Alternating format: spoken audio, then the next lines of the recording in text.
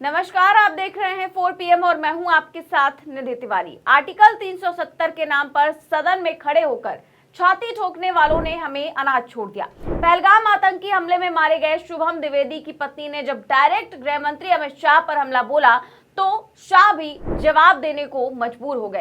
एक तरफ अमित शाह का बयान निकलकर सामने आया तो दूसरी ओर राहुल गांधी शुभम द्विवेदी की पत्नी के साथ खड़े हो गए और इसके बाद राहुल गांधी कैसे भड़के आपको बयान सुनाएंगे। अमित शाह आखिर क्यों आतंकी हमले के 9 दिनों के बाद जवाब देने को मजबूर हुए उस पर भी आएंगे, लेकिन खबर में सबसे पहले पहलगाम आतंकी हमले में पहली गोली से मारे गए शुभम द्विवेदी की पत्नी को सुनिए। हमारी देश ने हमें वहां पे अनाथ छोड़ दिया था। उस जगह पे हमारी सरकार ने हमें वहां अनाथ छोड़ दिया था, हमारी आर्मी ने हमें वहां अनाथ छोड़ दिया था। क्योंकि माँ बाप घर पे सुरक्षा करते हैं, देश में सुरक्षा तो वही करते हैं ना, उन्हीं को तो हम बोलते हैं कि हमें सुरक्षित रखेंगे।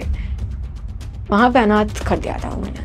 तो सुना आपने, शुभम की पत्नी ऐशान्या ने अब तो डायरेक्ट कह दिया है कि हमें अनाथ कर दिया, कोई नहीं था सुरक्षा के लिए, हम तो अमित शाह और सरकार के भरोसे घूमने गए थे, उन्होंने ही हमें अनाथ छोड़ दिया। और जैसा कि आप जानते हैं कि आर्टिकल 370 हटने के नाम पर और कश्मीर में आतंकी इकोसिस्टम खत्म होने के नाम पर कैसे गृह मंत्री अमित शाह ने अपनी छाती ठोकी। अब उसी 56 इंच की छाती की आतंकी हमले में मारे गए शुभम की पत्नी ने हवा निकाल दी है। कानपुर के रहने वाले शुभम द्विवेदी की शादी का भी जश्न भी खत्म नहीं हुआ था कि अर्थी सज गई।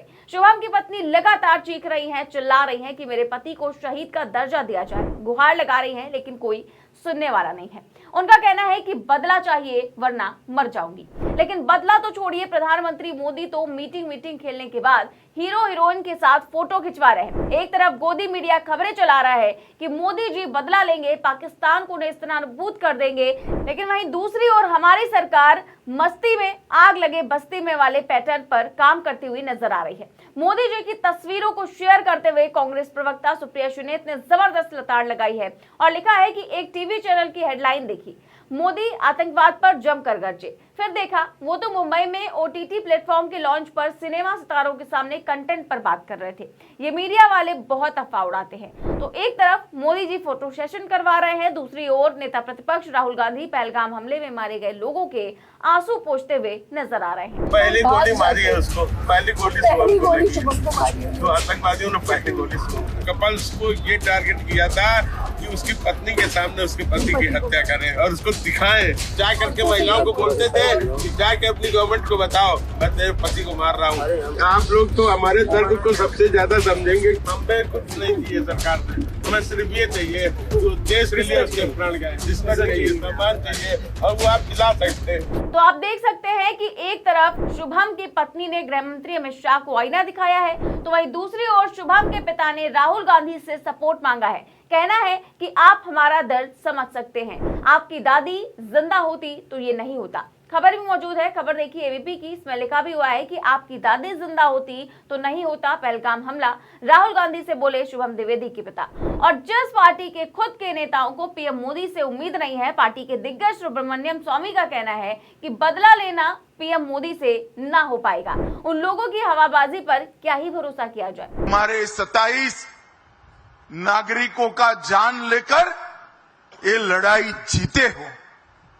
मैं सभी आतंक फैलाने वालों को कहना चाहता हूं कि लड़ाई का अंत नहीं है, एक मकाम है।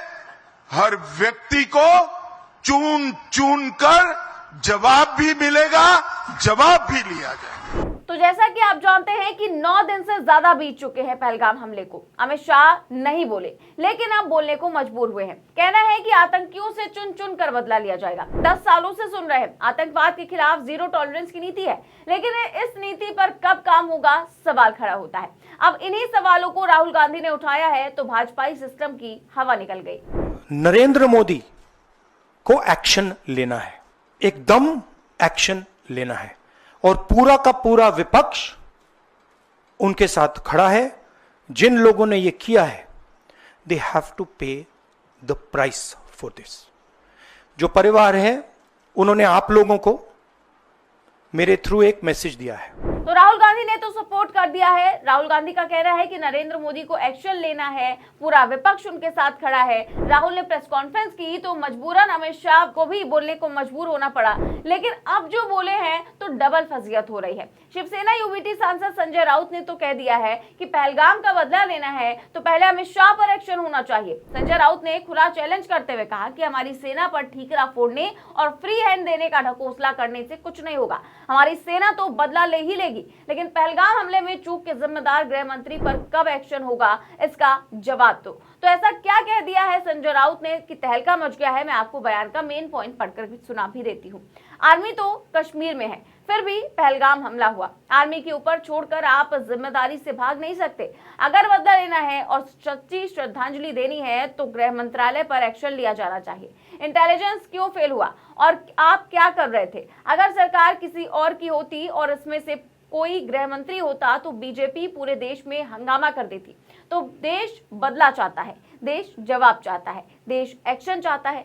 इस बार सिर्फ हवाबाजी नहीं चलेगी, जवाबदेही होनी चाहिए। तो क्या ये सरकार मारे गए परिवारों को जवाब देगी? क्या बदला लेगी? और क्या अब तक एक्शन नहीं हो जाना चाहिए था? इन सभी सवालों के जवाब में हमें पूरी रिपोर्ट पर आपकी क्या राय है, हमें कमेंट बॉक्स में जरूर बताएं। चैनल को जरूर से जरूर सब्सक्राइब करें और ज्वाइन भी करें। नमस्कार।